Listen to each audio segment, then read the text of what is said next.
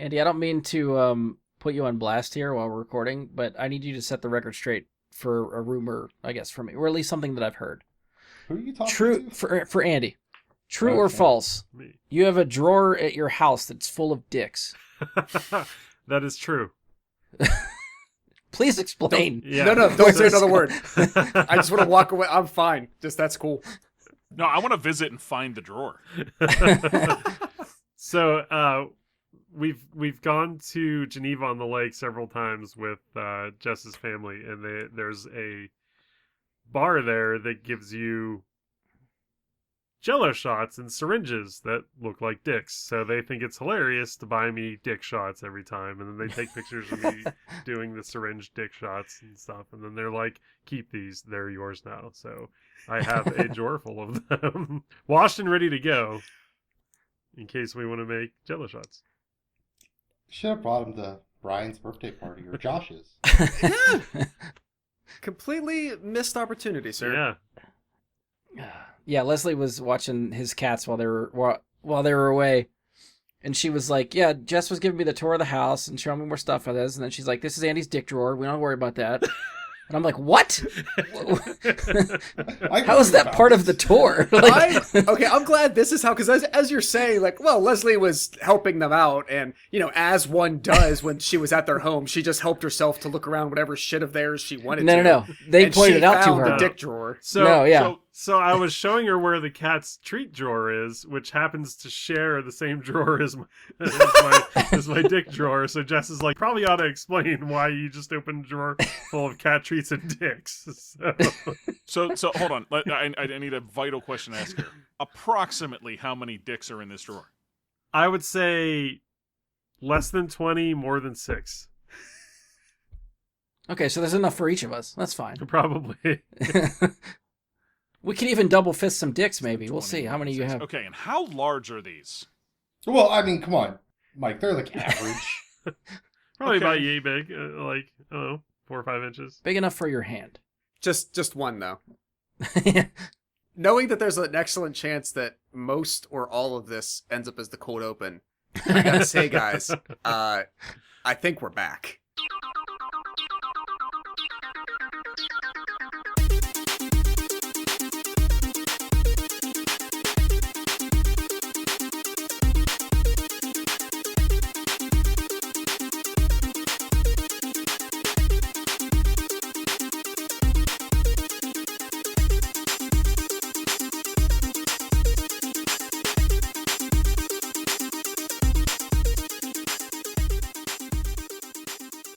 Hello and welcome to another episode of Brian and Super Friends. I'm your host, Brian Labick. Joining me for this episode is Andy Stoles, What's up, podcast people?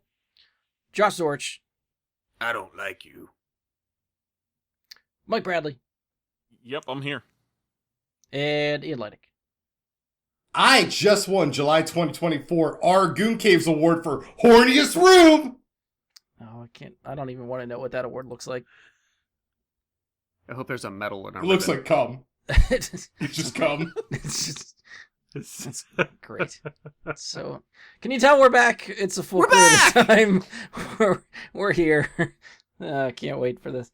Announcements. What have we not been doing for a while? We haven't done the show for a while. Mike and I did a sort of emergency podcast, a week or two ago? A week and a half ago? Yeah. That we put out. Other updates, you can now find us on YouTube. Google Podcast is no more, but the show has migrated to YouTube, so you can find audio versions of the show on YouTube. That's pretty much, I think, the stuff you've missed over the last 6 months or whatever the fuck it's been since we've did one of these. And one of us lost a leg. Guess who? Yeah, we'll just let that sit. I'm just trying to get you emails. That's true. We do need our fan mail for this kind of stuff. But, all right, so what has brought us all together? We are here for what I think is the only MCU movie we're going to get this year. Correct me if I'm wrong, but I think that's right. Deadpool and Wolverine is finally out, so this brought us all back, I don't want to say out of retirement, but off of our little hiatus to talk about the movie. The movie stars Ryan Reynolds as Deadpool and brings back Hugh Jackman's Wolverine for another round. This time They are both in the proper Marvel Cinematic Universe. So for those that might be listening and not understanding what the hell that means, it's stuff we've covered before. Back in the 90s, Marvel licensed their characters to other studios to make movies, most notably Fox and Sony. Fox had X-Men, to which Deadpool and Wolverine were a part of. Sony got Spider-Man. After licensing their properties, Kevin Feige, who helped produce some of these early movies for the rival studios, started thinking Marvel could make their own film studio and do this themselves, which kicked off with 2008's Iron Man. Has now spawned, if my count is right, 34 movies and a bunch of different shows that take place in what is known as the Marvel Cinematic Universe. But while Kevin Feige and the Marvel guys were having fun making all the Avengers movies, making bank with all those characters that have been licensed to rival studios, there was other characters that they couldn't play in that sandbox with, most notably the X-Men and Deadpool. They are not part of the MCU prior to this movie. But now that they've sort of been retconned, I guess with this whole multiverse saga thing that's been going on, they were separate. And then Disney bought Fox. That was, I forget what year that was, but that was a couple years ago. And since Disney already owned Marvel, this gave Marvel the chance to play with some of those characters again that they haven't played with for years. So here we are, with the full marketing push of Disney money dump trucks behind Deadpool and Wolverine. That movie has finally come out. The movie is directed by Sean Levy, who directed Hugh Jackman in Real Steel and Ryan Reynolds in Free Guy and The Atom Project. Fun fact that I found out while listening to, I think it was the Empire podcast. Apparently Sean Levy was slated to direct The Wolverine. Hugh Jackman had asked him to direct that movie while they were doing Real Steel. Levy turned it down. He didn't want to do it at the time. So that paved the way for James Mangold to come in, make that movie, and then Mangold went on to make Logan as well. So in an alternate universe, we could have had Sean Levy's The Wolverine and possibly Sean Levy's Logan. So as it stands, all these guys seem to be very good friends. They enjoy working together. I'm actually pretty excited to see if they get together with something else down the line.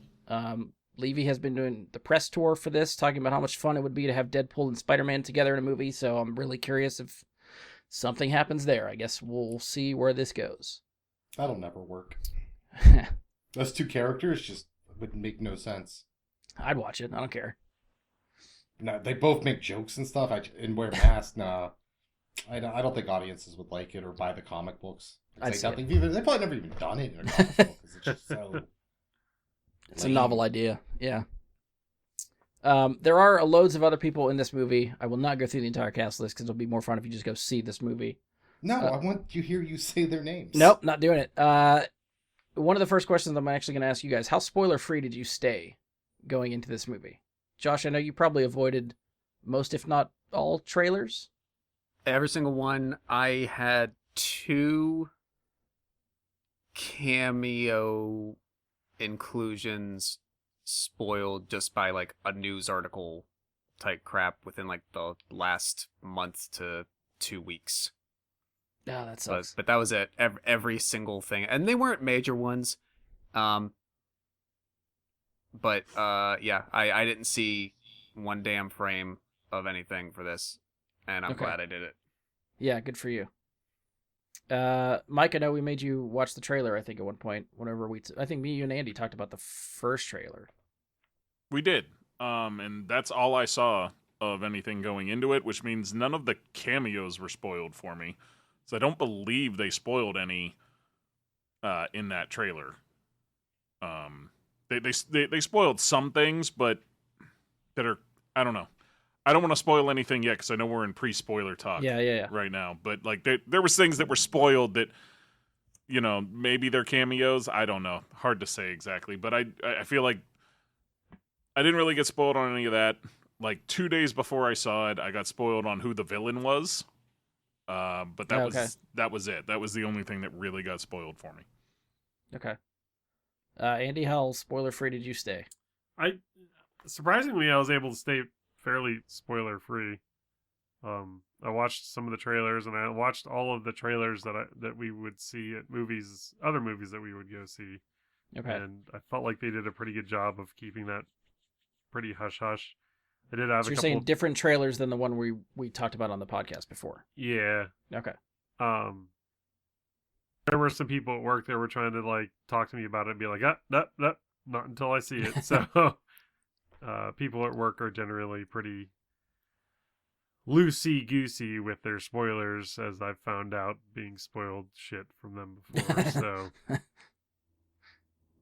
well, good to you for sticking to your guns. yeah, I know them. So anytime they come up to me like, "Have you seen this?" I'm like, "Not until I've seen it.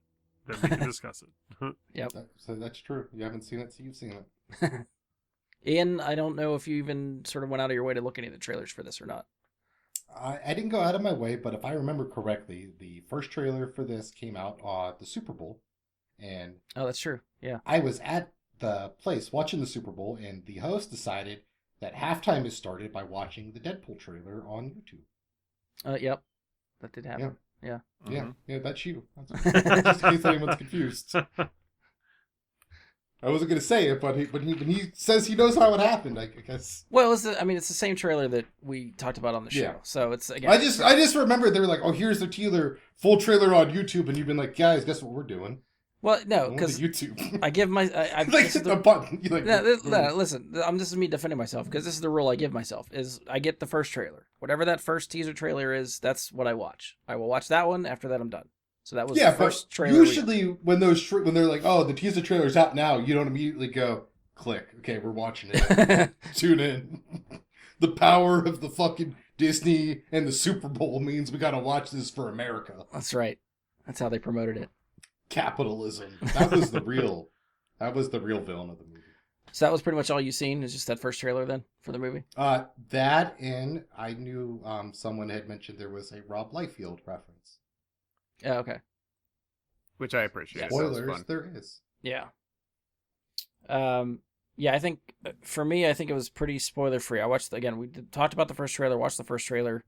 There was one or two sort of like character quick snapshots. I think it's like some of the other trailers would release. Just scrolling through social media, I would catch one or two things basically after each trailer came out. So there was a couple characters that I knew were in it. I didn't know to what context because it was just kind of like a snapshot of someone. And thankfully, the ones that I had seen are just kind of like throwaways in the movie. They're not really big sections of it, so that I wasn't too mad about that. So that worked. And definitely, I think if you're thinking about going to the movie, as spoiler free as you can go into it is the best way to go, because I think there's a lot of fun surprises in here. Going through some of the ratings that it currently has, Rotten Tomatoes, it's currently sitting at a critic rating of 79%, audience rating of 96%. Metacritic has a Metascore of 56, user score 7.8. Opening weekend box office domestic was 211 million. Currently, it's sitting at 408 million. Current worldwide total $852 million, and this is just after its second weekend at the box office. Budget is said to be 200 million. I'm sure it's at least twice that with the marketing for this movie because it is fucking everywhere. Mm-hmm. It set all kinds of fucking records. I was going to try to scroll through some of the ones that I had seen. This is on Hollywood Reporters, going through all their records. So, first one, they're talking about 6th biggest domestic opening of all time among any film. It is number 6, as I said. So, actually, trivia question for you guys. Can you name the other 5 movies that are currently above Deadpool and Wolverine are we for just highest throwing them out? domestic of all Because time? it's avatars. No. What? Star Wars: The Force Endgame? Awakens. Force Awakens is number 4. Endgame is number 1. Infinity The War. Avengers. Infinity War is number 3. So you have This- number 2 and number 5. This beat Avengers by like $10 million. Yes. Interesting. So we have what? 2 more? 2 more. Number 2 and number 5. I'll give you the ones after. So number 7 is Jurassic World, 208 million. That was going to be my next guess. The Avengers is number 8, 207 million. Black Panther, number 9, 202 million. The remake of The Lion King from 2019, 191 million. It's an Inside Out too. It is not Inside Out 2. What was the other? What was the Star Wars Force Awakens? Force Awakens was number 4. Yeah. What's the total for the opening weekend on number 2? 355 million. I mean, Deathly I'd say, Hallows Part 2. Sorry, what was it? Harry Potter. No. No? no, that actually had the opening weekend record, Deathly Hallows Part 2, until Avengers came out the next year and blew it away by like $50 million. Is it Last Jedi? Another Star Last Wars Jedi is number about that? 5. Last Jedi is number 5. So you have one more. Okay. And I'm guessing it's not Rise of Skywalker. It is not. No. So number 2. So wait, Endgame's number 1, Infinity War's number 3. Yep. And then Force Awakens 4, Last Jedi 5. What the hell So you're is in missing the between there? number 2 movie. Mission It's got to be like that reckoning. so ridiculously recent. Yes. Well, is it still Passion of the within the Christ? last couple years. No. No. An opening weekend. I don't know. I'm throwing my hands up. It is a I'm Marvel going movie. to say No Way Is Home. it just Guardians? It is No Way Home. Spider-Man No Way Home is number 2. That's a Sony movie, Brian. It is an We MCU went over movie. the whole thing in the beginning about Sony owns the right to Spider-Man. That's why Venom is in an MCU movie coming out this year. Spider-Man is the weird exception to that That rule, is which I will not- not that is dive not into. correct. Which part's not correct? That Venom is in an MCU movie coming out later. No. That is not correct, folks. No. Yeah. All right, so that's your top 10 biggest domestic openings of all time. Avengers Endgame 355. Spider-Man No Way Home also says 355, so it must have been just under Endgame. Avengers Infinity War number 3, 257 million. Force Awakens 248. Last Jedi 220. Deadpool and Wolverine comes in at 6, 211. Jurassic World 208. Avengers 207. Black Panther 202. Lion King from 2019 191. So these are all recent, which I guess kind of makes sense just the way ticket prices inflate over time. Yeah. But I mean, you could have adjusted for inflation, and we could be yelling out "Call of the Wild," we could do that. "Song but of the South." I don't Hollywood know other Reporter movies. did not do that, so I'm Yeah, going off the do you numbers. mean Gone I'm with the looking at. Wind? Yeah, it would be Gone with the Wind if it was all adjusted for inflation. It's still Song Gone of with the the Wind South. by quite a lot. I was born after 9/11. I don't know what old stuff is. Bullshit. All right, Learned some other today, records. Ian's 23. That's great. Some other records you got. 4th biggest Hollywood superhero opening. Biggest R-rated opening, both domestically and globally. Biggest July opening of all time domestically. What else? Scored the biggest opening since Spider-Man No Way Home in December 21, 2.5 years ago. Midweek North American records. So it served up the biggest Monday, Tuesday, Wednesday, and Thursday grosses for an R-rated film. Among Like individually or Monday through Thursday? I think it's every single one of those days. It was the highest grossing R-rated film. It says among the top days for July. So I guess in the month of July, for a Monday, Tuesday, Wednesday, Thursday, it had the highest domestic. What about a month day in July when it was raining? I was gonna say Raining it starts to with sound these. to me like they are getting very specific with the records. Yeah, I It's mean like- that's it's like when you start baseball racking statistics. up. Yeah, when you start tallying up everything. Yeah, it's the highest R grossing movie officially now, right? It beat Passion of the Christ, I think. I don't think. Not yet. Yeah, I think it's No, close, not but yet. not there. Not yet. Yeah, At the Passion rate of the it's Christ going, was it high will, 800s. but- Yeah, because Passion's coming out again. Because they made I It's just not gonna catch rewatched 1 and 2 the week Oh, that you this meant the came first out. 2 Passions. Yeah, the trilogy that leads up to the death of Christ. That it is the Holy Trinity. They just made one for each of them. But the Return of the Christ. yeah, in that would actually work really well. But yeah, they make that joke in Deadpool 2 about Deadpool 1 just coming down below Passion of the Christ. That they beat them internationally, but not domestically yet. Yeah, I think this So, movie is hopefully it gets definitely there. going to do that soon, for sure. Yeah. At the legs that it seems to be having in its second week, there's a good chance it's going to... If it doesn't cross 1 billion in its third week, I would be very surprised. Yeah. So apologies if you already said this. You threw a lot of numbers and records out there quickly. What is its current global box office? Globally, it is at 852 million. Holy shit. Yeah. All right.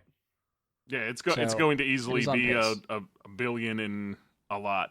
It's going to be well over a billion by the time it's done. How I far think they over? might Who make knows? another But one. you I mean, think? currently the film to beat this year is Inside Out 2, which is at around 1.5 billion. Wow. Okay. I didn't realize it did that much. Yeah. So that'll be. It's got some other records in there too, but I'm not going to name all of them. I think those are maybe the more important ones. Sorry. Is there anything? Yeah. Probably start with. We'll start with spoiler-free thoughts, and then we'll throw out the spoiler warning to get to the good stuff. So, spoiler-free thoughts on the movie. Andy, I'll start with you. Spoiler free. I thought this was a very fun movie. I enjoyed the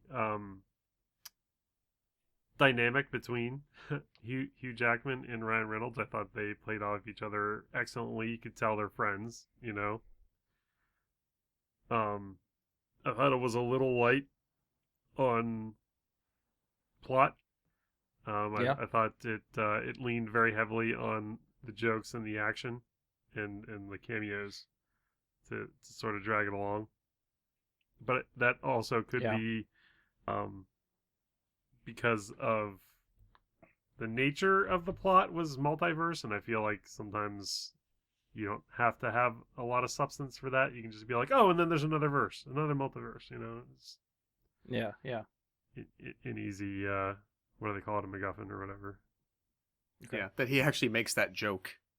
He does. Calling the Time Ripper a MacGuffin itself, yeah. Josh, spoiler free. What do you think of the movie?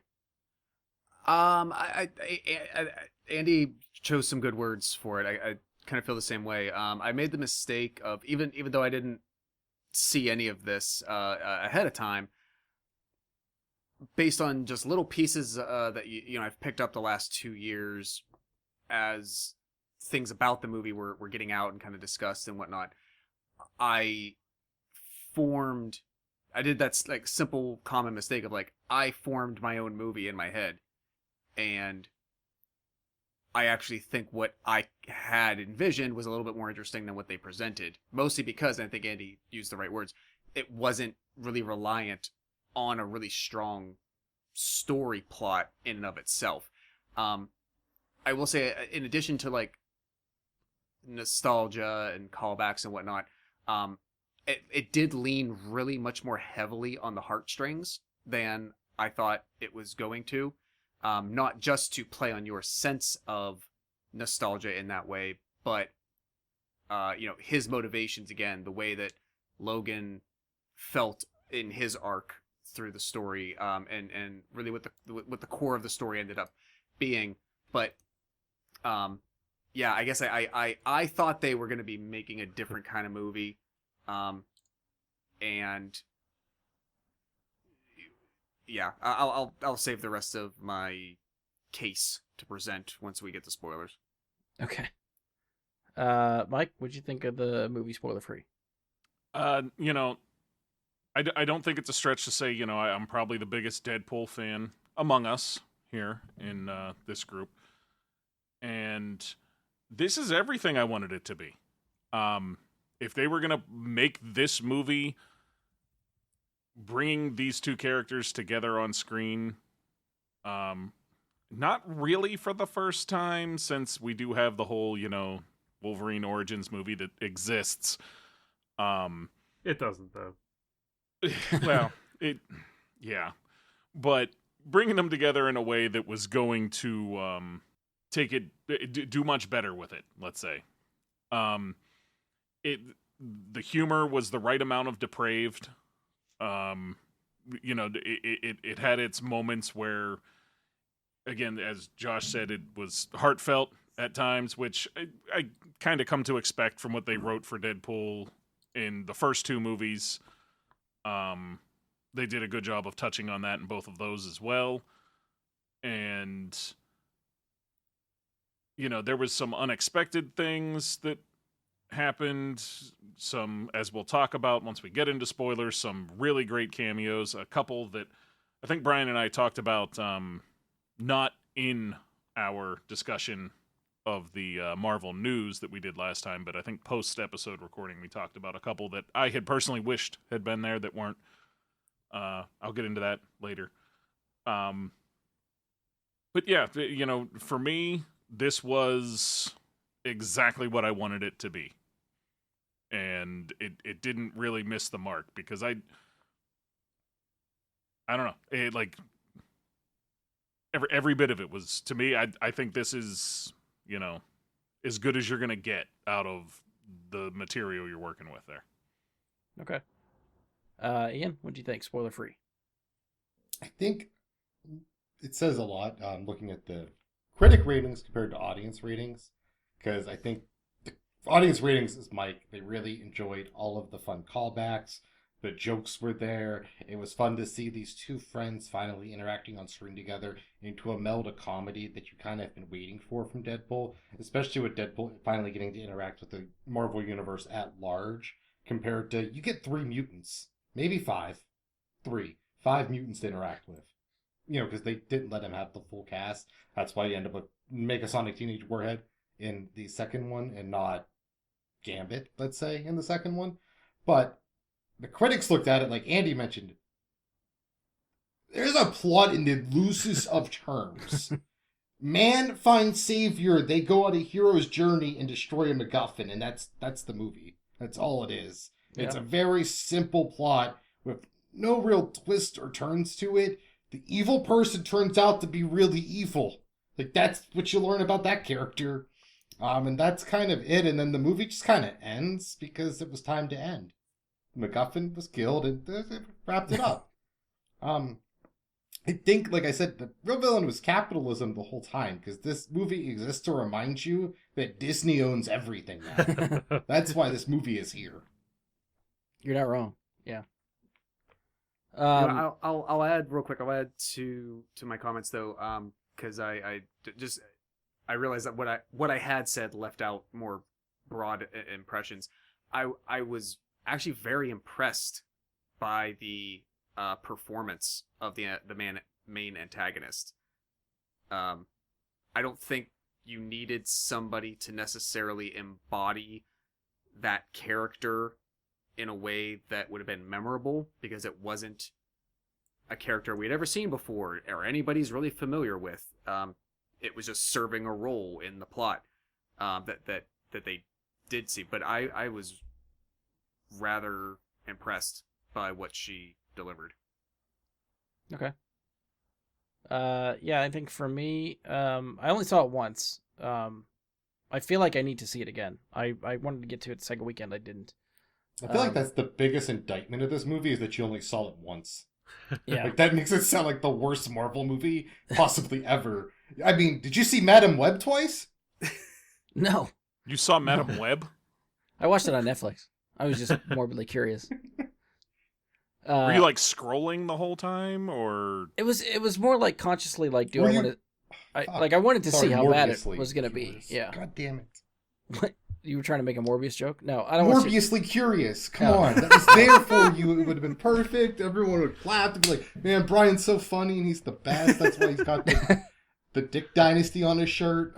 All right, we're not gonna go there. But yeah, I only saw it once. I agree with Andy, and I think everybody else too. It does feel light on story, and I don't know if I was just distracted by like everything else going on, and maybe I didn't concentrate as much on the story, which is another reason why I kind of want to see it again, to see if there's more there than what I thought. I liked having Deadpool and Wolverine together. I also, at the same time, didn't really feel like Wolverine did anything. Like, I kind of wanted more from it. I just kind of felt a little underwhelmed by what they did, but I don't know. Again, maybe I just need to see it again.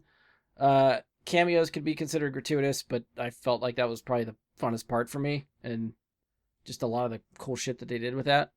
Action was pretty well done. There was a few sequences that I don't think looked great, like one specifically in the third act I think could have maybe had just more time and work to make it more polished, but still cool. Yeah, I mean, I feel like I'm going to give it a rating just off of first viewing, gut reaction out of the theater, but I do still feel like I need to see it again. I don't know whether that would change my rating at all, but that's kind of, I guess, where I'm at after viewing number 1. Any other thoughts you guys want to get out before we get into spoilers? Because this is definitely something that's better off talking about when we can talk about everything. Nothing else. Okay. All right. Time to get into spoilers. If you haven't seen the film and don't want to be spoiled, pause this now. Come back after seeing the movie. Unless you like having stuff ruined for you, then in that case, feel free to listen on. But you can't blame us if you forgot to hit the pause button at this point. Final warning: spoilers to follow. Wee spoiler. Wee spoiler. Something like that.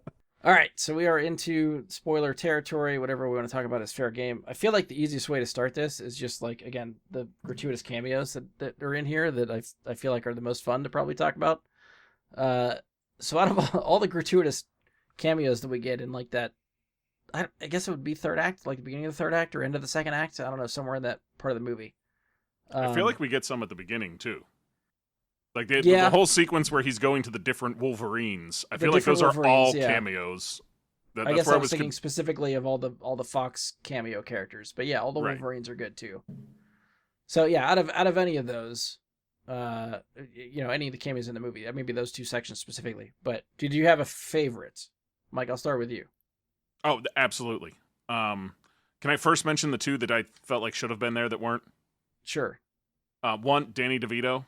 The original thought casting for Wolverine by their studios back in the day would have been amazing to have a separate timeline where that ended up as the Wolverine. And the other one that didn't show up, when they're getting all our different Deadpools put together there, we get Dogpool, we get Lady Deadpool, we get Cowboy Deadpool, Samurai Deadpool, all that. We did not get Pandapool, and it pissed me off because Pandapool is one of the most iconic versions of Deadpool that's a different, universe Deadpool thing going on. And then I saw the scene afterwards where he just murders all of them. And I'm like, okay, they probably just didn't want to cut a panda to bits on screen and destroy a bunch of people. And that's fine. To my favorite cameo, it's going to still be Hugh Jackman, but as Age of Apocalypse Wolverine. I kind of geeked out a little bit with that one. I didn't expect to see that at all. To me, it says Age of Apocalypse is on the radar, and that is the one thing that, I will mess my pants in a good way if that ever gets announced that it's going to happen. That is my favorite comic book storyline ever. And didn't they already do that? No, they did Apocalypse, not Age of Apocalypse. Age of Apocalypse is an entirely separate timeline in a different universe, multiverse kind of thing. And it's weird. It's really different. So do you know the one I'm referring to? I only I've literally heard the name, but I don't know the story. No, I meant the cameo. Do you know which version of Wolverine that was? The one in the cross, or no? No. The Age of Apocalypse Wolverine's the one that had the stump and the crazy ass hair. It's like in the city, the dark city alley. Yeah. That's the Age of Apocalypse Wolverine, and yeah, that was definitely my favorite. Was that a Chris Claremont story? Age of Apocalypse? Yeah. No, that was post Claremont, and it was the whole saga was written by many because it's like 58 books, 58 comics all told, something like that. Big ass collaboration. Yeah, it's 5 graphic novels thick, like heavy graphic novels. Get Zack Snyder on it. He might not be bad for it, honestly. It's comic book. It's a very dark timeline. Dark and gritty. Watchmen was great. Andy, you have a favorite cameo? Gambit. Yeah, it was really cool. I did not expect it. I'm really glad it wasn't spoiled for me. But I did not expect to see Channing Tatum as Gambit ever. Literally. Yeah. And I had my serious doubts about Channing Tatum playing Gambit when he was announced as trying to drive that whole thing for 10 years. It was in production limbo or whatever the hell it was. Mostly because I didn't think he fit the bill and I didn't think he could get the accent right, but he fucking nailed it, man. I'd actually kind of argue. I still don't know if he got the accent right, and that's part of the joke of the movie. But I thought it was good. The whole time, all I could hear was the second 21 Jump Street movie, whatever it was called. He's just like, my name's Jeff. I was just thinking that the whole time. Like, oh god, I don't know if this is on purpose that he's making it like that, or is that him doing the best that he can? That's where I think the answer to both is yes. He's tried to do that, and that is the best he can. See, I'd like to think that if they actually legit made a Gambit movie, the accent would come through better, and they were playing it for the joke. Well, I think he would spend maybe more time with an acting coach. Yeah. But like, I don't think he was fucking around. I think that was his best Cajun accent. I honestly, my biggest problem with the whole thing, like, I loved the whole Cajun accent, not understanding him and everything. I thought that was fun. Man, the costume looked dumb in live action. That stupid thing up Gambit, the side of Gambit's head that he wears. It looks cool in the comics because it like darkens out the side of his head. It just did not work. Yeah. I actually thought it looked really badass. I liked how they got the coat to look both popped, but also looked. The only word I can think of it is like a lack of being dynamic to the point where like it's like it never changed with the lighting. Like it almost looked fabricated, as if it wasn't actually a coat. Right, something about how they put it together. It probably maybe, but I think the coat was amazing. But... Yeah, and I agree. The headgear left something to be desired, seeing it in real life. But I could spin over to me, but Mike, do you have any more to add for yours? I was just gonna say I would personally, I'd love to see Taylor Kitsch in. There was a split second when they started uniform. teasing Gambit walking through that I was like, oh my god, they got Taylor Kitsch back. Like, I thought that was where they were going, and then I was pleasantly surprised when it was Channing Tatum. I was like, oh shit, that's right, he was supposed to be in a movie like that. Yeah, and I would just like to see him in that costume, just to see if it's just Channing Tatum's head being kind of too wide for it. You know what I mean? Like his facial structure just kind of not fitting the look that headgear gives, or if it's just going to look dumb on everybody who puts it on. I don't know. It's funny. It's like I kind of agree with everybody. Like, I agree with Andy that I think that was still one of my favorite cameos in the movie is Channing Tatum's Gambit. But at the same time, yes, the headpiece does look kind of ridiculous. I can't tell if the accent's good or bad, but I still just fucking loved it. Like, I thought it was great. Mm-hmm. But my favorite part of that cameo was the diligence they paid to his powers and his fighting moves. Yeah. Yes. I thought they did an excellent fucking job of choreographing him and nailing the things that he is actually able to do, and I think they did a really good job of that. Yeah. And showing it in like the brutal, like gory way that his abilities would manifest if it was actually real, as opposed to just like the energy shocks that we got in the PG-13 versions of things. It's like, oh yeah, no, he makes things explode. Explosions cause, lots of damage to fleshy beings. Organic matter. Yeah. Josh, what was your favorite cameo? So I think my favorite was... This is a two-parter. The favorite was Chris Evans as Johnny Storm, because that was the head fake that told you what the movie was going to be. You didn't really know what was coming for the whole second act until that moment. And of course, up until the moment, he pulls his left arm out from under his cloak thing to point, and they're still giving you the red, white, and blue vibes till the last second that it's him as an alternate Cap or it's something. And then the moment that he says flame on, I didn't even need the visual. The moment that he said that, it's like, oh, this is what happens here. That's what this movie is going to be. Okay. So I think that was my favorite. Plus, they just let him off the leash.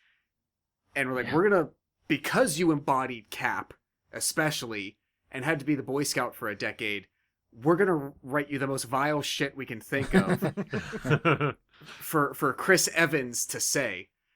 But I think the most effective cameo was Elektra. I think for some reason Blade, while it was cool for him to be present, was kind of a letdown in his execution.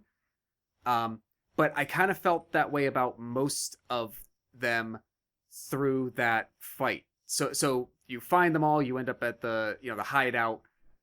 You take them all to the lair, and there's the fight.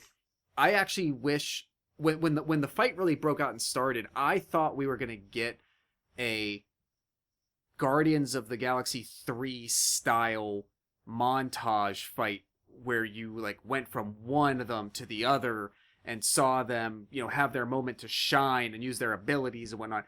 Like, I would have loved them. No offense to Sean Levy, I can't do any of that shit, so it's not like that. But I think it was maybe better executed by James Gunn in Guardians 3. And I think with Blade especially, you didn't get as much of and a little bit even with X-23, you didn't really get enough time to watch them, quote, do their thing. Like, what makes them special? Just, it's Wesley Snipes again on camera in a black costume, and he's a vampire, he's supposed to be Blade. Okay, that's great. But he said the line! He did.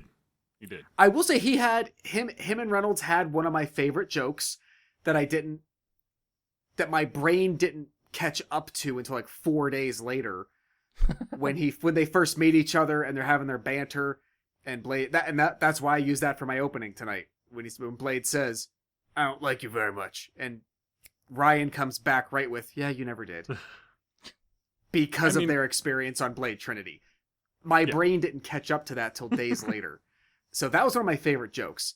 But I think the most effectively used was Elektra. She was mostly forgotten in the fight, though. Like, she was a good presence in their little hideout, but she was almost almost as non-existent as X-23 was, in my opinion, in the fight.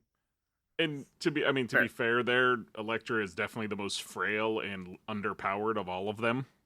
Like, of the group you had there, like what you said about like expecting like the Guardians style thing, I was fully expecting it to be an X-Force from Deadpool 2 thing where they all just die. I was expecting them to just get slaughtered, except for X-23 because she can't really be slaughtered in that same way that Deadpool and Wolverine can't.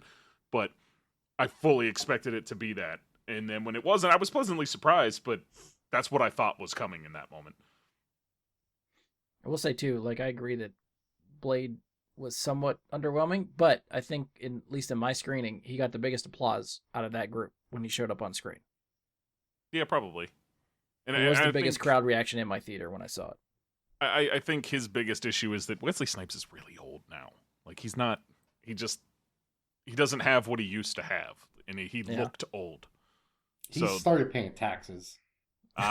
That'll do it. It's all the gray hair. That's sapped his strength. That's Ian, in Blade too. Favorite cameos for you, Ian? Chris Hemsworth, I think, was really strong in this movie. I think he showed what you can do without speaking, and really being on set almost in a role. Or shooting. I really enjoyed that one because it was kind of, unlike the rest of the movie, subdued almost for a second. And it kind of also let the, I think, real star of the movie shine, Ryan Reynolds reacting to things, which is, I think, the whole point Deadpool exists is to let Ryan Reynolds react to things happening around him. And that's what I really liked. Okay. I think for me, I almost feel like it's a tie. Like, Channing Tatum's Gambit and Chris Evans' Johnny Storm are up there for me. It's definitely those two. Close second, I think, is the Calverine. I was not expecting that at all, so I just thought that was a fun little thing. And I'm surprised nobody mentioned the short stack Wolverine, like the actual sized Wolverine. Yeah, wasn't that just him though? So I don't know if that's a cameo. If it's just him, I guess. I know. I mean, mine was also just. I know, him. but I wasn't trying not to call you out. But if you want it, if you want that heat, I liked that they did give the nod to that to finally. Kind of like, look, let's put on screen. How silly would it have been for the last 25 years to have somebody who's 5 foot supposed to be that imposing, and it just doesn't work. This is why they don't actually film Tom Cruise. That is real. And when they do, he's always running, and they're pulling away on a crane shot from a distance. Just saw a thing earlier today that was like an image from Vanilla Sky of him standing in a police lineup at 5'11". Like, standing for like a, whatever you call it, standing in front of the thing that has your height in the background.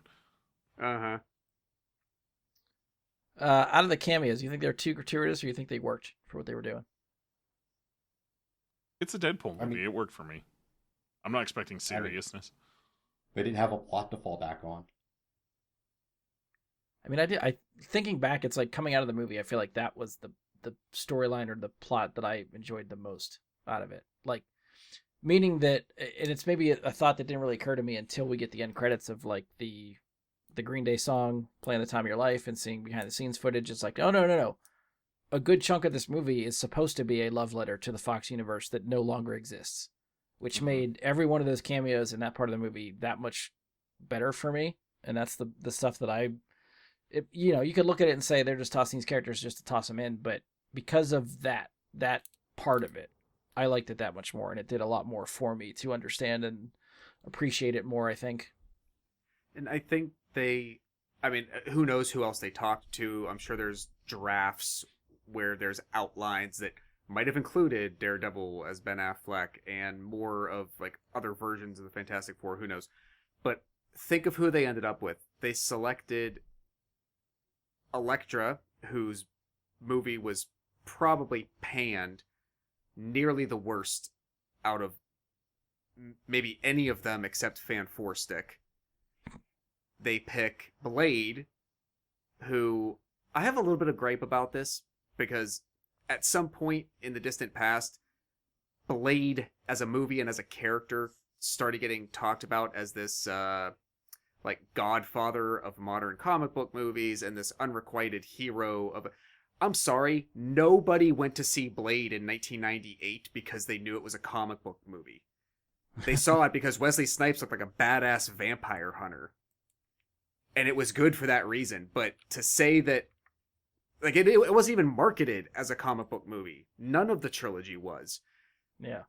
I'm glad that somebody behind the scenes in Hollywood thought that had connective tissue and started to take a gamble on buying IP and producing, and that's maybe how you get to Spider-Man. I don't know. And well, the X-Men came first. Okay, great. I'm happy that happened. But to say that was why, I think is a romantic myth that people made up 15 years ago.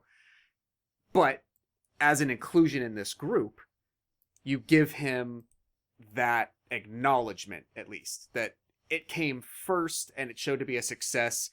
And if whatever played out after that led to where we are now, that's great. And then the third pick, you get Gambit, one that never saw the light of day. The one that so many people were aware of was in development hell, literally never got the moment to shine. I like the lines that they gave Channing Tatum of like, I think I was born here. Yeah. Like he was pruned before he existed. So like I almost, maybe I'm reading into the symbolism a bit more, but the selection you end up with in the three of them, I think you can find meaning if you want it to be. No, yeah, I'd agree. I'd say it's there. At least maybe not as supposed to be as apparent as maybe you're thinking, but yeah, I think there's definitely a conscious choice as to why it's those three. I mean, or you look at it as Ryan Reynolds has mostly worked with all three of these people before, or is in somewhat close ties with them, that he can just call them up and say, hey, you want to do this? And they're like, yeah, all right. Sure. Andy, what do you think of the cameos? Too much, or they work for you? For the most part, they work for me. I was actually hoping for some more. Honestly, I would have liked to have seen some more of the X-Men maybe show up, other than, I mean, who'd we get? Negasonic, Colossus, Gambit, Yukio. Yeah. Alternate. Oh, Yukio, and alternate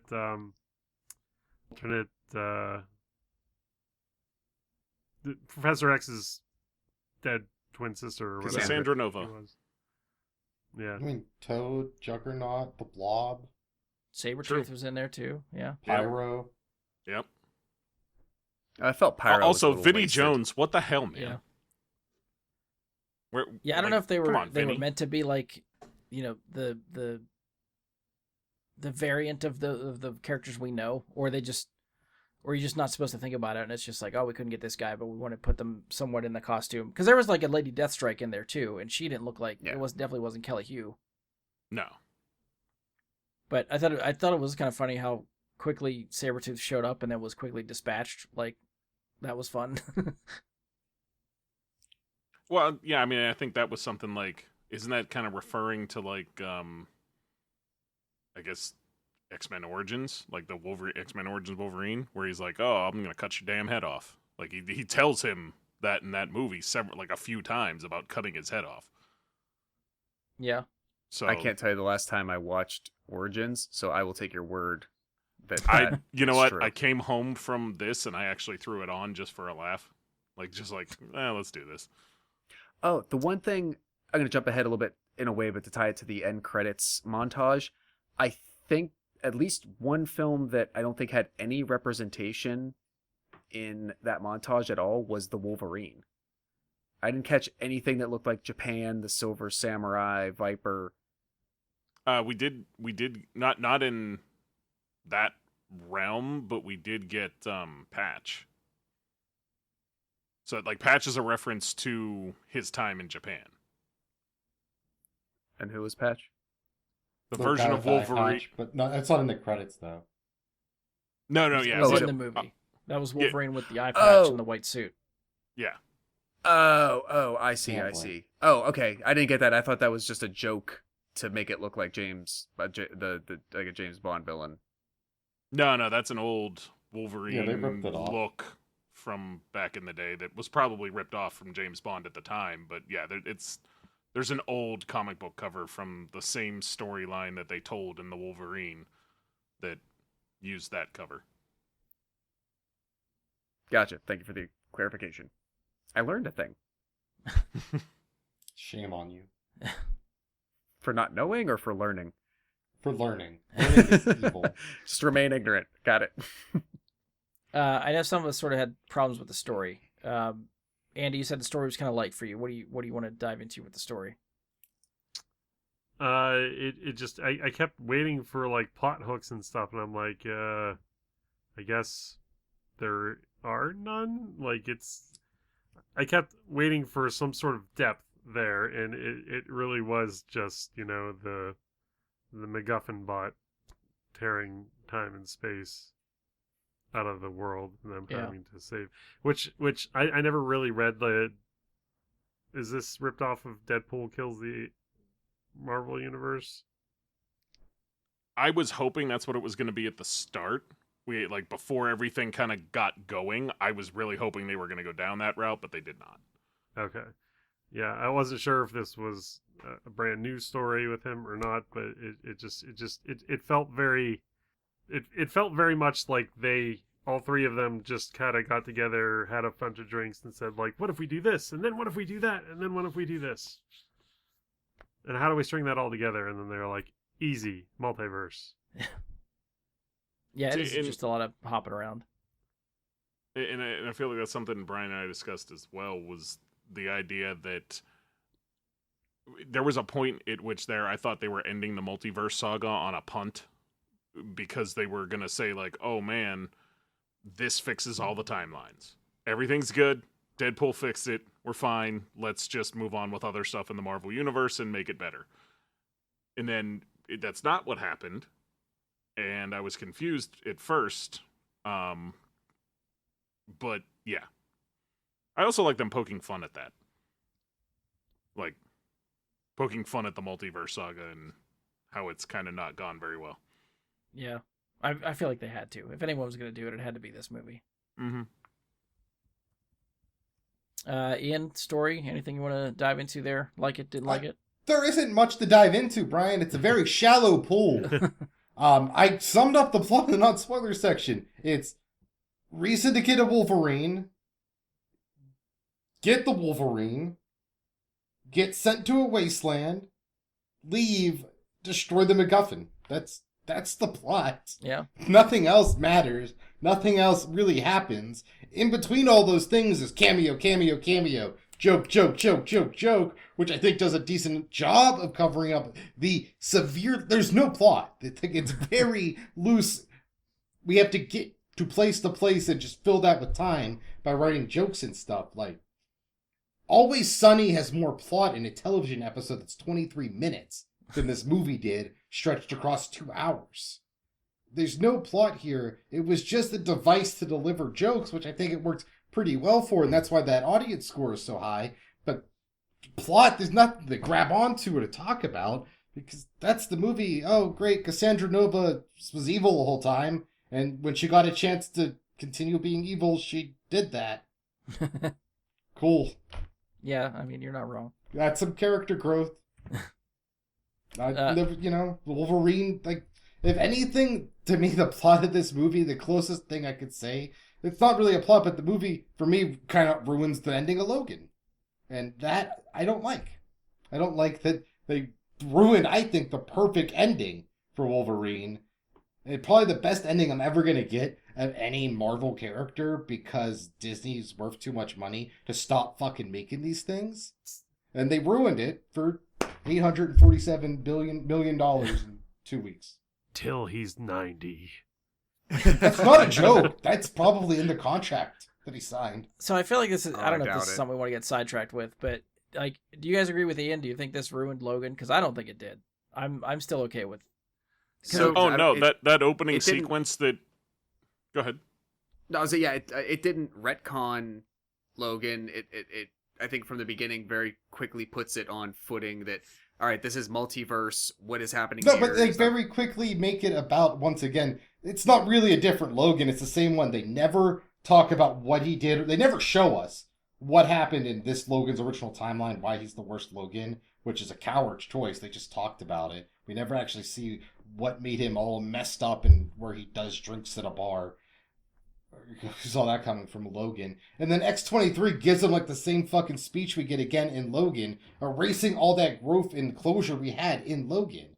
If anything, this movie says, yeah, it's the same character, and we're kind of running it back, and he's going to be in a bunch more. So yeah, that movie, it's not over. The story continues, because nothing ends. If anything, it's about nihilism and how nothing matters, because we're just going to keep doing this until it stops making money. There's no such thing as an ending, but it has to go on forever, because that's what the shareholders demand. I mean, you're not wrong. Wolverine's going to continue to pop up and stuff, because that's just the way it is. Hugh Jackman's going to continue to pop up. He's going to be the Wesley Snipes when we're making, like, the fucking Howard the Duck movie. I mean, I still in 30 years, and Howard the Duck's going through the multiverse. It's like, I don't want Jackman to keep going. I think Dead Duck. That's what they'll call it. Dead Duck. Point. But as far as, like, that, the Logan version of Wolverine is complete. That storyline ended with Logan with that version of Wolverine. This, the movie sets it up. This is a different Wolverine. But it's not. It is very clearly not a different Wolverine. It's the same person playing the same character and being dragged back out with no continue. It's not like this guy has a different story. It's just that Logan. They make all the references to all the fucking X-Men movie this Logan was in. They make him put on the costume he refused to put on. That Logan. It's the same Logan. They can say, oh, it's the one from a different multiverse. It's not, Brian. It's the same character from those ones. See, I still can't get that connective tissue there. I still see them as two different characters, so maybe that's no. He is. I think what he's saying, and Ian, correct me if I'm wrong. It sounds like in your judgment, it's like they committed artifice and lifted so many common elements. I am not saying that it is literally the same character, because right. This one is from a different universe. They use a lot of carbon, but it's the same character. There's nothing actually different. I mean, there's nothing about this character in this movie, this Wolverine, that makes him different than any of the previous any of the previous 20th Century Fox Wolverines we've seen. There's nothing that makes this a unique character. It's the same character. We're dragging him back out. We're putting the body on display for the peasants to watch. Do your little dance, Wolverine man. Hey, Hugh Jackman, do you want to sing us a song? Sing us a song, silly boy. I think he was close to doing so. Yeah. They asked him to. They make reference to it. That's what I mean. It's Deadpool, so yes, it's a different character, but it's not. It's the same one. That's why Deadpool keeps referencing all the things Hugh Jackman does. The one main difference that I could point to that I think gives this version's arc a little bit different weight is that even in Logan, the major event that happens is Charles loses control. He's the one causes the death. He kills his own X-Men, effectively. And that's very clear out of Logan.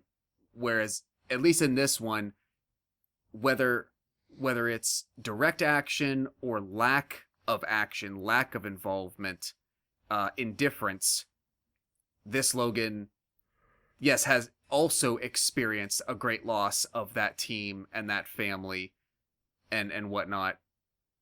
But like I never took the Logan Wolverine as like really blaming himself for much. Like he was in a shit place because that's where the world was. Everybody was gone. He had to take care of Charles, whatnot, and deal with like where the world had gone after that.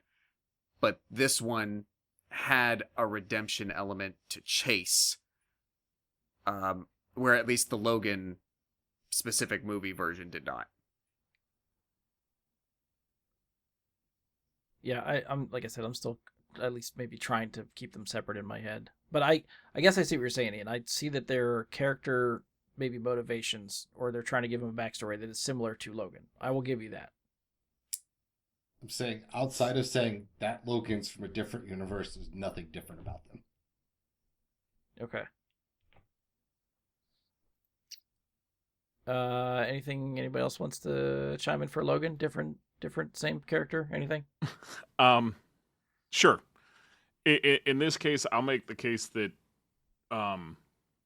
that's true of Wolverine and Logan and James Howlett and all these different versions of Wolverine have essentially the same character arc in all the different things they're written in, whether that be comics, movies, television shows. Logan has a murky past because he has issues with amnesia. He has a lot of pain that he has to endure emotionally because the physical pain really just doesn't affect him.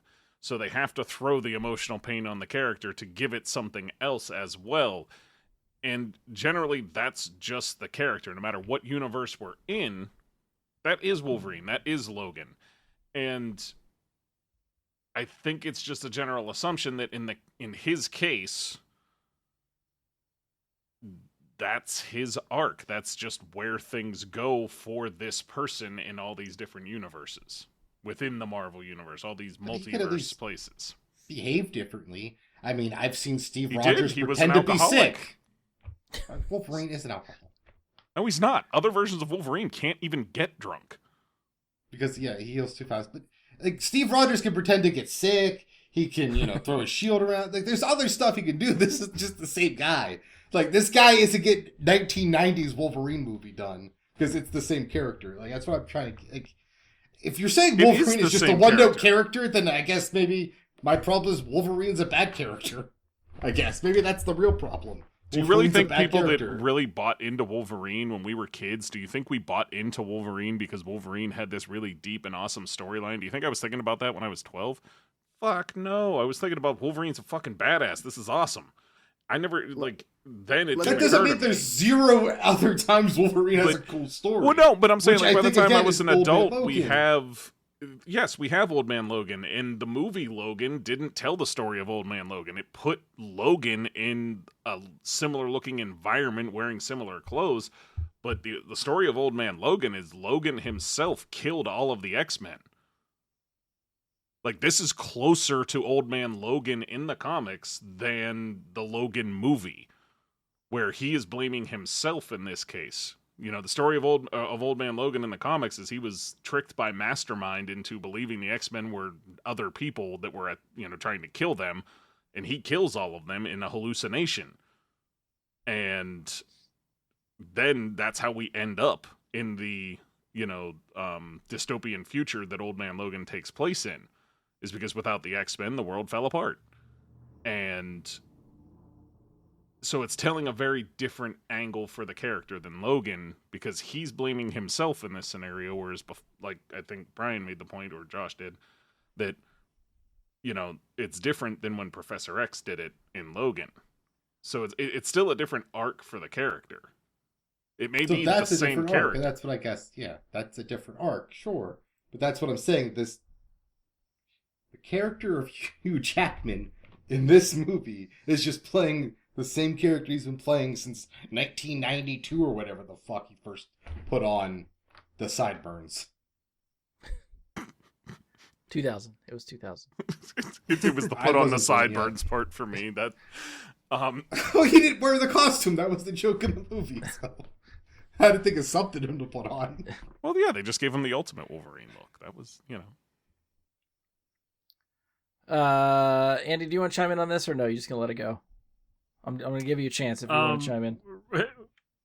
Regarding whether or not he plays the same character, I'm not really going to chime in on, but I will mention that when I first saw Logan, or the only time I've seen Logan was in the theater, and I thought it was such a fantastic movie and kind of heavy that I was kind of like, I love this movie, but this might be the only time I watch it, just because it is so heavy.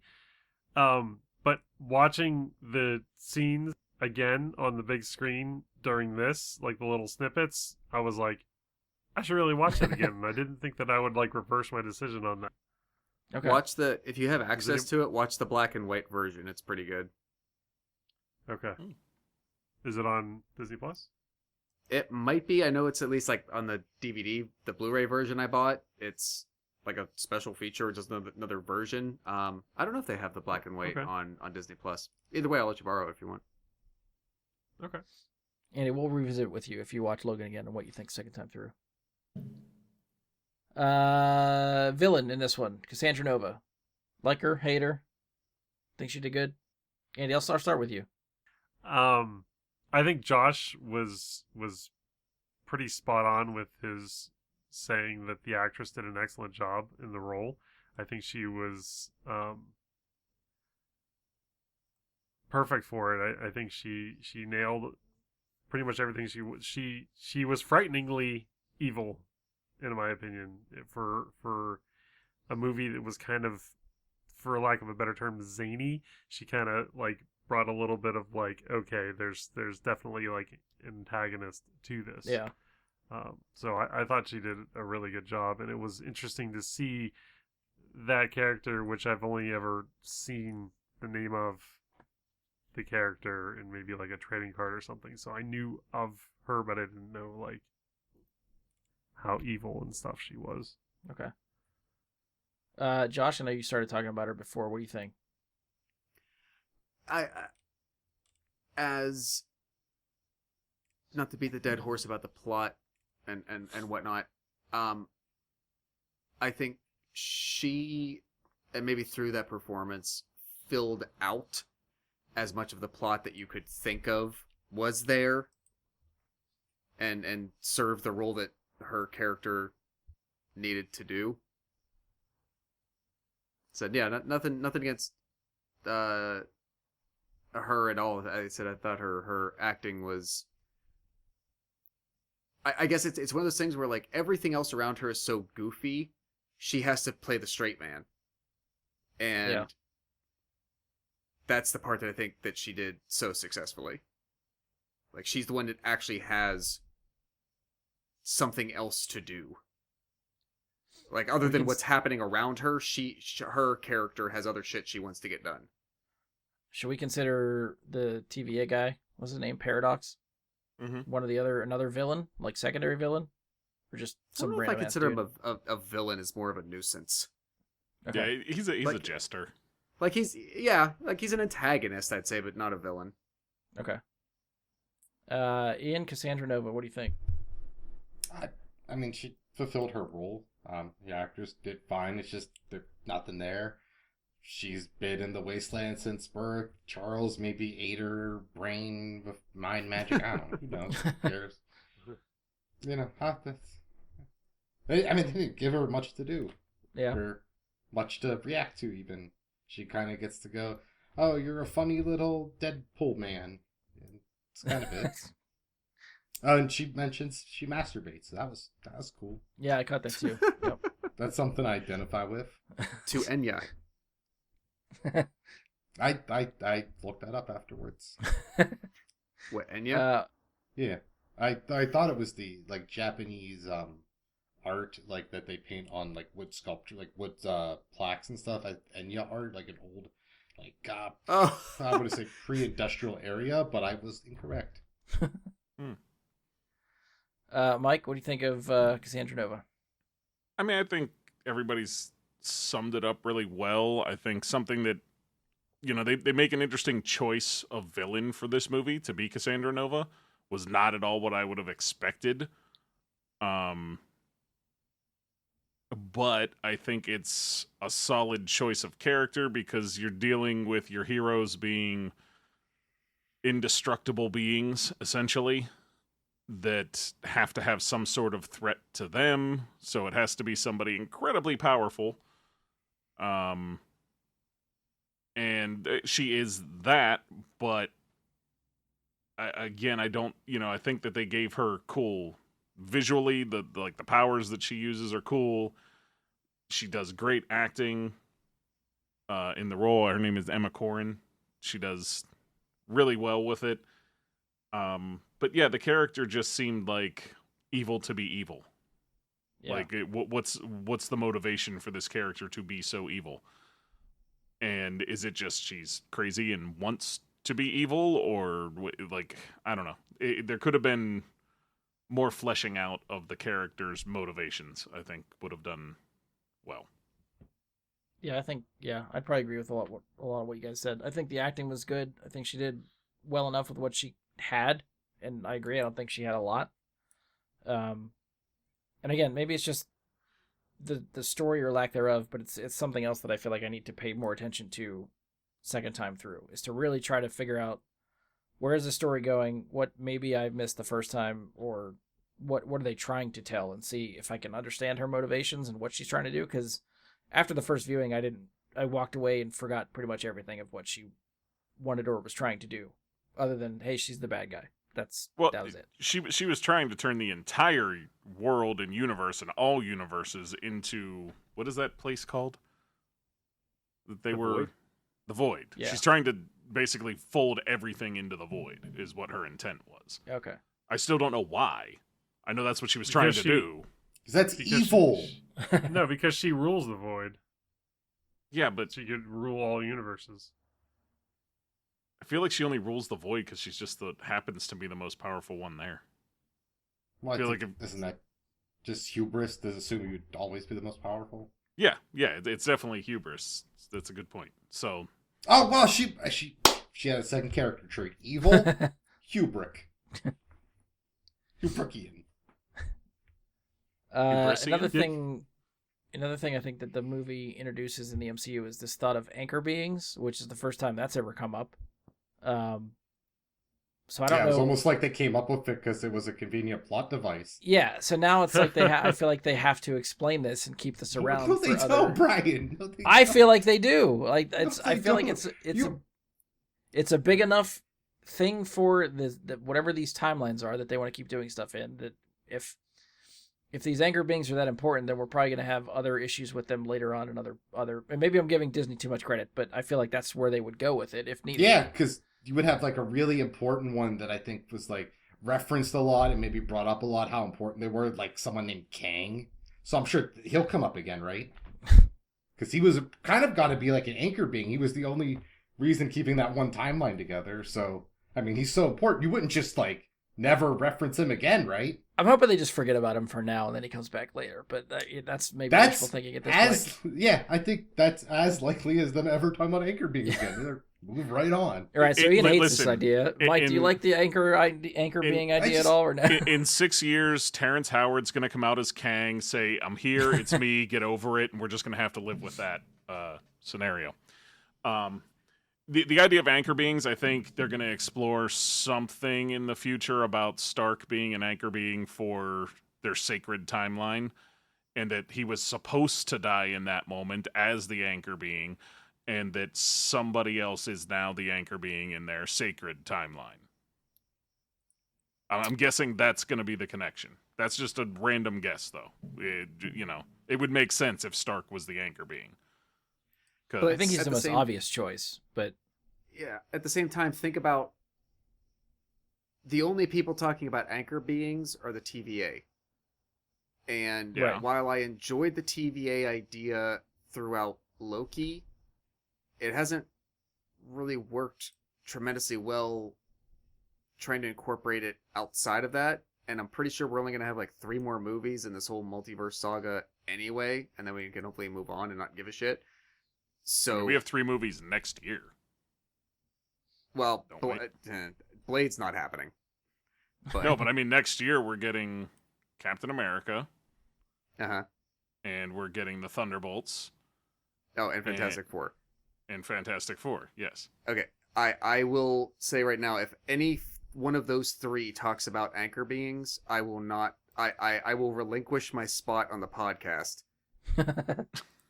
because they don't matter. Ian's right; they don't matter, and the only people they do matter to, in this context, as shown, is the TVA. So why would anyone else that we encounter or have to follow be affected by this or care? Remember, look, that universe, like Deadpool's universe, has one, and it was Logan. It's not like each universe has multiple anchor beings. Which is sort of the point I was getting to, is if Mike and I are sort of thinking the most logical person for the sacred timeline is Tony Stark. Tony Stark died. So if it's... Oh man, it's almost like it's a completely a plot device. You can get rid of Kang and replace him with the same actor that played Tony Stark in a different role. So that could, that could be something they're trying to do, maybe. It's not really an idea. It's best a poorly written plot device by a USC dropout. Well, there's two options, right? Either it was Tony Stark as the anchor being, and the sacred timeline is slowly decaying right now. And how does that even work? Because people only live like 90 years. That's, I guess, wow, it's almost like it's a plot device that they didn't put a lot of thought in. It's a concept that I need explained because it raises more questions for me. There isn't one, Brian. They were like, we got to do a reason for him to get. That's why I need to talk this out with you guys. So you can make sense of this shit for me, or somehow explain here's it. my understanding and my guess is that anchor beings have moments at which they can pass on the anchor being status, if you will, by dying when they're supposed to die. When they are supposed to die, when it's scheduled for them to die, because time is not really a thing for these people, so they're not saying like, oh, we don't know how they die. They see all the different possible timelines, and they see that Logan died at a point at which he was not supposed to die.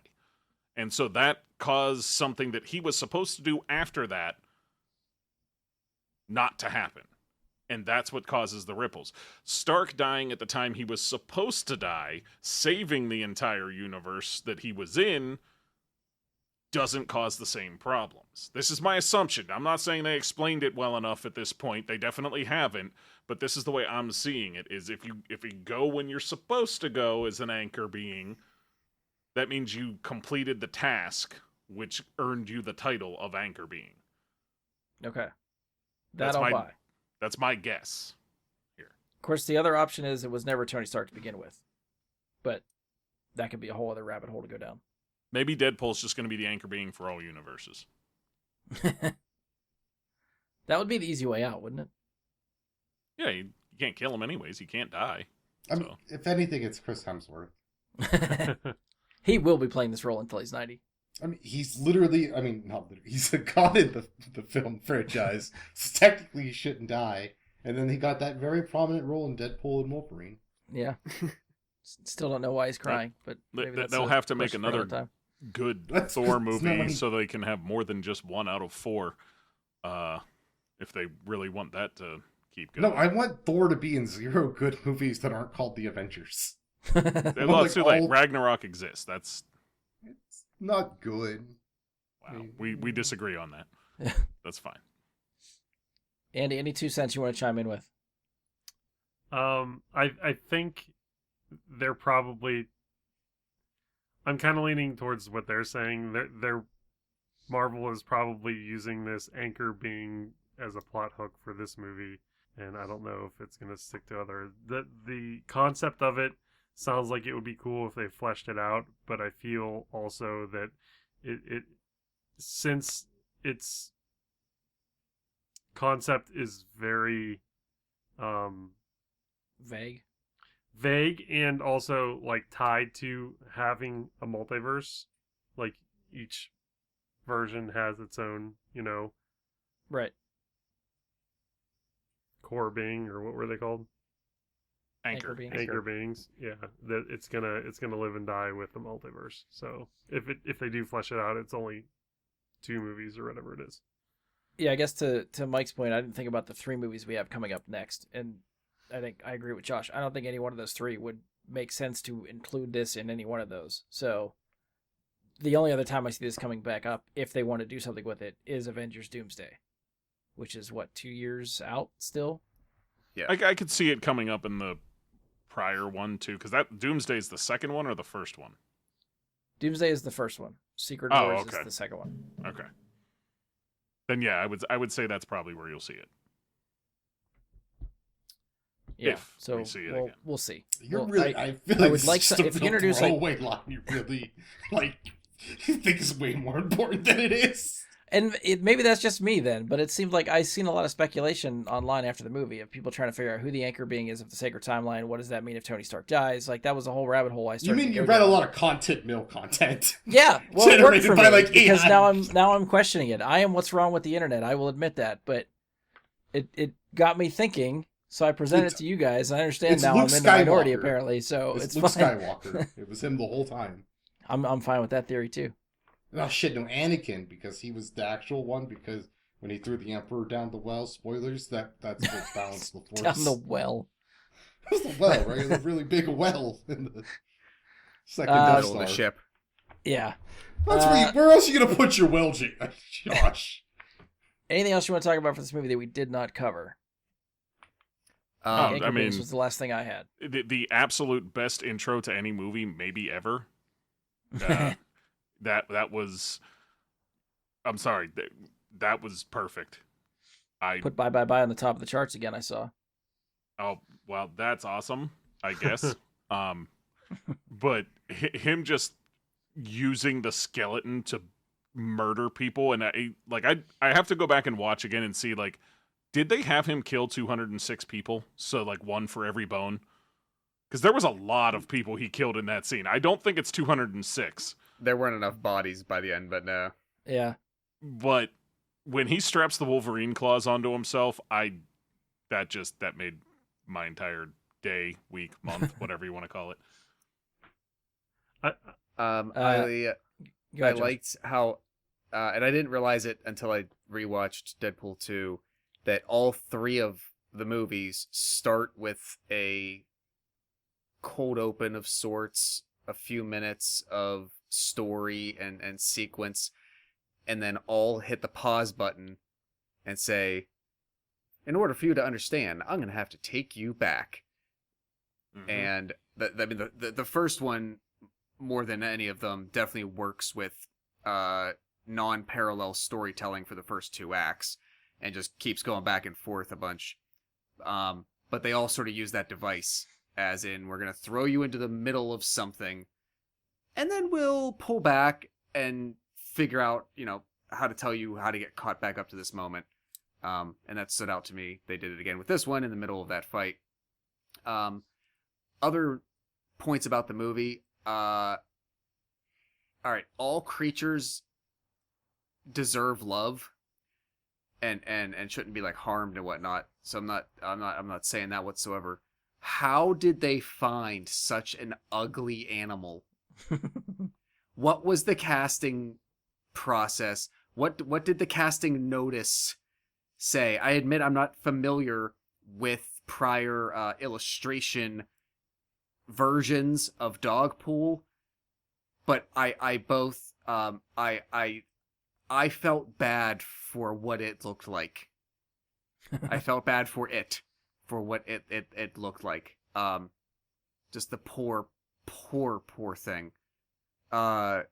It looks like it could have been put together by the High Evolutionary from Guardians. It just that poor thing. I loved the cowl of Wolverine. I don't care if it. I'm not saying it did, but if anybody would take the opinion of like how silly it kind of finally looked when you had the white eyes, yeah, that took a minute to get used to, actually. But I didn't fucking care. That entire scene, and I'm glad that they did. By the time they got there, I forgot that he hadn't worn it. I forgot that it was even a thing. I guess I just assumed after a couple of minutes, okay, well, they're going to put him in the costume, but sure, they're not going to put the whole thing over his head. All right, not a problem. And when he reaches back and like, okay, what's happening? And he just grabs something and starts pulling. I'm like, oh! Yeah, that was a big crowd reaction moment for me in my screening. Like that got some applause and some cheers too. That was pretty cool. I thought the whole fight the Deadpool army sequence. You hate what? I don't like these screenings where people are clapping and cheering because someone pulls the cowl over their head. It's a big moment. People react to the big moments. I love it. It's been 24 years of not getting to see that, and then a solid 2.5 minutes of seeing why we didn't see that for 24 Ian, your years. screenings make me sad. That's what I'm going to say. No one there was like, I've been waiting for this fucking cowl thing. This is such a nerd moment, and this is part of my personality though as well. When he finds that Wolverine in the bar, and he's like, "Oh, we'll try this one," and he says, "Oh, look at those PJs you got underneath." After he falls over and passes out, and he says, "That only took 20 years." I was annoyed at myself because I wanted him to be even more specific and say like nearly 25 years, or say 23 or 24, because even they made a point in the first X-Men movie specifically to have a little in-joke about the costume. And Wolverine is the only one involved in making that comment. It's not pointed out to any other X-Man about what they're wearing, but specifically Wolverine with his yellow spandex.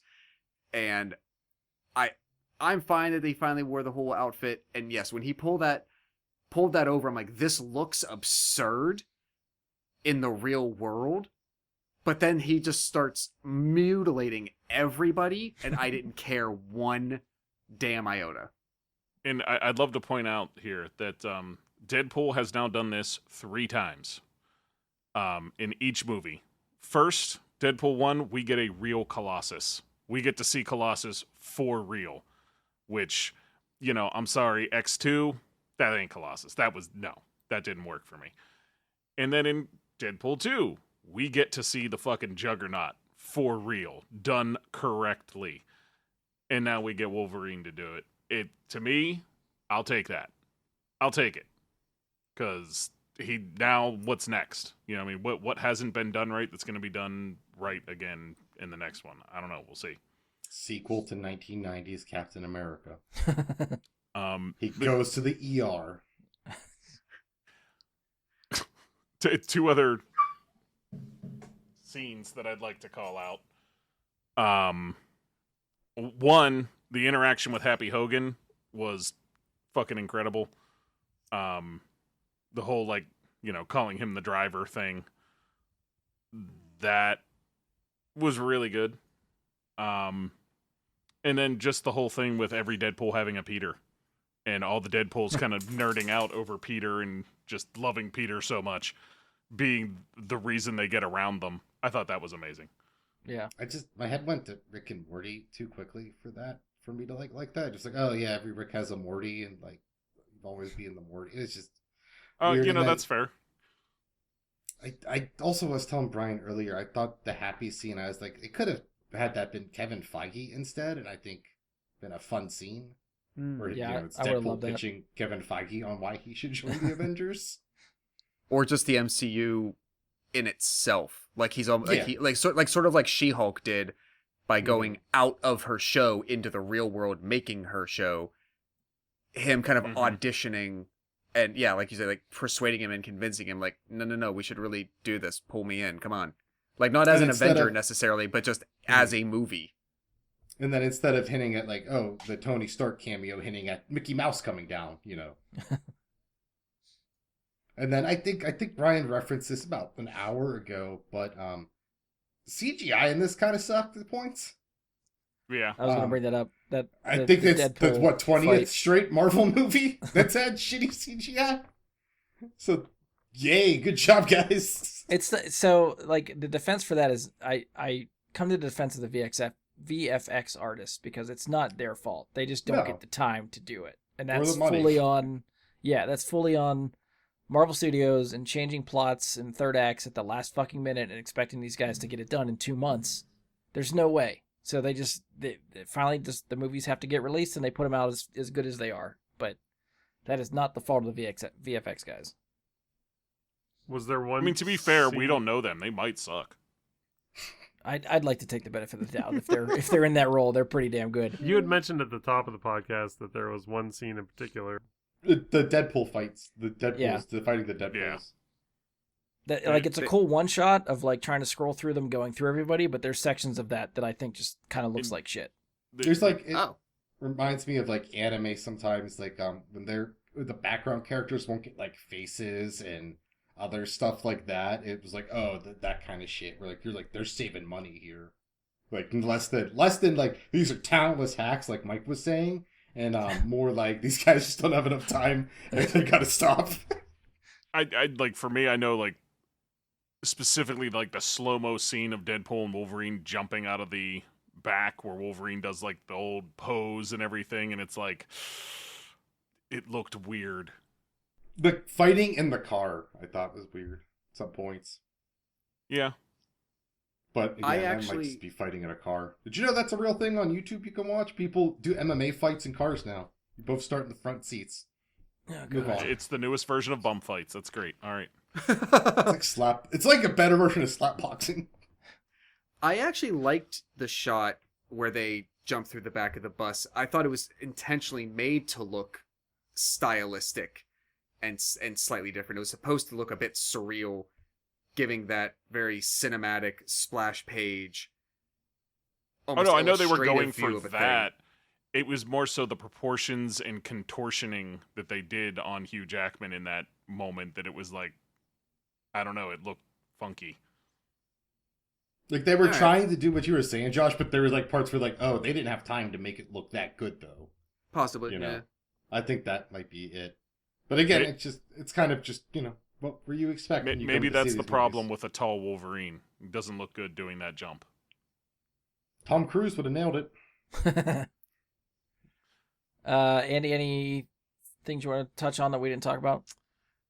I don't think we talked about Cassandra Nova's weird, like, I'm going to touch you in your head. Finger powers, yeah. Finger power thing. But did that freak anybody else out a little bit? Yeah, it did. Okay. Yeah, like seeing it come up through people's eyes and stuff, I was like, it's freaking me out a little bit. Like, on par with, like, there was CG that was kind of iffy. That CG looked really cool and freaked me out. Yeah, so that's where the budget went. Yeah, especially when she was doing it to Paradox, I was like, oh my god, like, they're really leaning into this. Yeah. Yeah, I would have liked to seen the extended like jerk off scene with that. I knew you were gonna go there, but I mean that's where I wanted to go. Oh. All right, last call for anything else we didn't talk about. We'll get to ratings and close it down. I don't think we mentioned him, but I like the joke about why Nice Pool doesn't wear a mask. Yeah, he just looks at himself. He just like, guys, come on, and he just smiles. Yeah. Did anyone else get sad that he didn't have regenerative capabilities? I thought that was hilarious because he didn't, and then all of the rest of them did. He was the only one. That did. That's why he's nice. Oh, you mentioned the Lightfeld joke where at the shoes store. Mm-hmm. Someone else I didn't catch this. Yeah, someone else had to point out. I didn't catch this. I was not looking at the bus as they're fighting and they're going in. There's an ad for Stan Lee steamers on the bus. I missed that. Yeah, because I'm looking at all the fighting and death happening. Yeah. Inside, but that was both clever and I guess a way for them to still give a Stan cameo. God, could you imagine had they done Chris Evans up like that famous Leafield drawing? Like the famously horrible, gigantic, overproportioned chest Leafield drawing. Had they done that just for like a background shot of him standing there and just like, do you know the one I'm talking about? Captain America. I don't. There's a Captain America picture that looks. It's basically you would Photoshop Chris Evans' face onto the body of the Mountain, the actor that played the Mountain in Game of Thrones, and that's I think getting towards it. It's getting towards it, but the proportions just don't make sense. Period. Well, like humans can't do it. Humans can't do that. I don't think we can work that way. It's just doesn't work for a body. Period. But if you type it into AI, it works. There you go, Josh. Click on that and feast. Yeah. one thing, Sarah pointed some stuff out to me because she had watched the trailers that some of the music. I thought the needle drops worked really well in this. I think she had said that Madonna was used in one of the trailers for this. Not having seen it, I thought that was very effective, both for the beginning of the whole street fight, as well as the reorchestrated version in the climax moments of them trying to short circuit the machine. I liked it a lot. Yeah. Andy, what did you have? I was just gonna say, do you guys think that our Deadpool taking, what did they call him, handsome pool or something? Nice pool. Nice pools. Pistolores or whatever he called them, the gold-plated ones. Do you think that's going to translate? Do you think our Deadpool will have those from now on? That's more likely to show up again than anchor beings. I hate that he might be right, and it's making me mad. I mean, I would say Brian, I fixed it for you. The guns are the anchor beings. Fuck you, man. I'm done. All right, ratings around the horn. Those guns are definitely coming back. So I'd like 100%. So. I hope he has to pawn them for cancer treatment. Gets them back in the climax of Deadpool 4. Here we go again. Step Up 3. That's the official title. I hope not. Out of 10, what are we giving the movie? Ian, I'll start with you. Out of 10, what do you want to give it? 7.6. I think it's a fun movie, but it is not a good movie. Okay. Andy, out of 10. I'm going to give it an 8.5. I also think it's a very fun movie, but I'm able to differentiate the plot things that kind of... I guess I was a little bit annoyed by it, but I think they did so much other fan appreciation that it outweighed that for me, so it got a higher score. Okay. Mike, out of 10. So for me, this is going to be a 9.9 out of 10. And I'll justify that very simply by saying there's a whole part of this with, the plot missing and all that you guys just all missed out on. And I didn't bring it up because I didn't want to influence your ratings. This was a love letter to Fox movies that had no plots and really failed to deliver on a lot of the things that they were doing. And that was intentional on their part. That's the way I see it. So 9.9. What did you give the last Star Wars movie, number 9? Not good. No, because I thought that Palpatine cameo would have done it for you then. Josh, out of 10, what do you give Deadpool Wolverine? I'll give it an 8. And yeah, I mean, Brian, you said it earlier in the show, and then Mike just repeated that this was a love letter to something that I'm taking it as they're closing the door on that, but they didn't want to leave it entirely forgotten. And let's be honest, that they paid billions, tens of billions of dollars for the IP rights to these things and a bunch of other shit. They want to recoup that. So they want to put this in a good light. They want people to go back and find it and remember it again and buy it and get Disney Plus so that they can get these movies. And introduce it to... there are people literally who could be 18 years old, 16 years old right now when the MCU started, seeing this movie. Would have had to be taken by an adult to see it. But who weren't alive when all of those movies were made, outside of Fanforstic and like some of the X-Men. Reintroduce literally a younger generation to those and monetize it.